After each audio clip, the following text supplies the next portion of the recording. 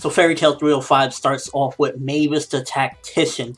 Now, in this particular chapter, it showcases that Mavis is actually not just useless and just here for jokes, which is good because I was actually like wondering, like, you know, does she have a purpose and whatnot? And it's actually showcased pretty nicely that it's not like just some random magic that she has that she can see the future. She's actually like deducing how the outcome will be. It's like, okay, if this happens, this happens. And that's pretty intelligent. Maybe it took it a little too far because she's like, okay, he's going to be here. There's a 68% chance, but still it's pretty nicely orchestrated the way that she can tell that this is going to happen and that she actually has some use other than just being, you know, some jokes. So that's kind of cool. Sabertooth's Rufus actually gets some pretty cool action in this chapter, so I was excited about that. He uses his memory make a night of falling stars, and Loxus was a beast and took it like nothing. That's what she said. They're dodging the shocks and whatnot, and we see a couple of people go down. Urza got Gilles and Gray take down 3 people, and I like how the score is just like moving back and forth, like 1 minute Fairy Tail's #1, next minute another crew,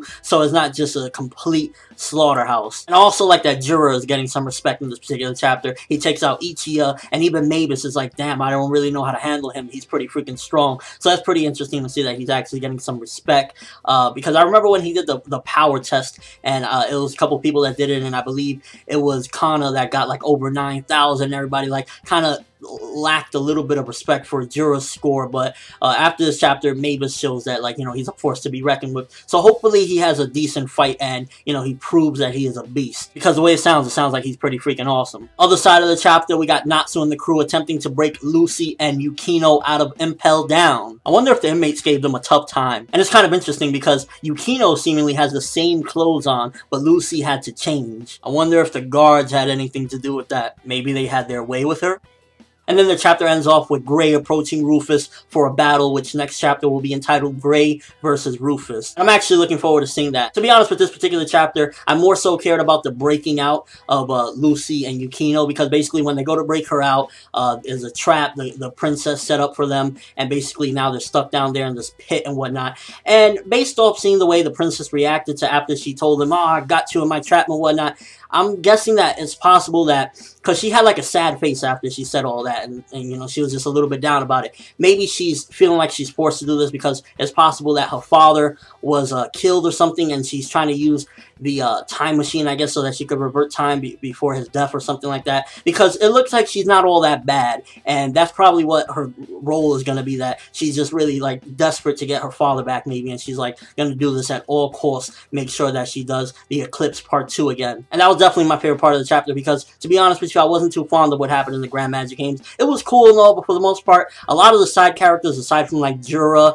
and a couple other characters, I wasn't really too interested in seeing them fighting. I'm mainly excited to see the main characters go down. Like, next chapter sounds real interesting. We're gonna have a one-on-one Gray versus Rufus, even though I'm pretty sure that Gray is going to win, but I know that it'll at least be a struggle because Rufus is looking pretty beast. And I'm still waiting for my Urza versus Kagura fight. Come on, or Minervia, either one of them. Also, I want to know what the hell happened to Jalal. I haven't seen him ever since that big thing with the suspense of who was under the hoodie. Is like, anyone can tell me what happened to Jalal? Maybe he's just chilling out somewhere relaxing, like, I'm tired of doing everything. And overall, I like the second half of the chapter with the breaking out of Lucy. Grand Magic Games is like, I just want to get her ready to the meat of it. It's like, it seems as though it was going really fast up to like about chapter 297, and then when we got back from the little filler break of, like, you know, the side stories, it feels as though it's just been a little bit slow, and it's like dragging. It's like, let's get to the big fights that we all want to see. We all want to see Urza kick some ass. We all want to see Loxus up against, probably it'll be Jura, because it seems as though those are the powerhouses. You know, let's get to that stuff and less on these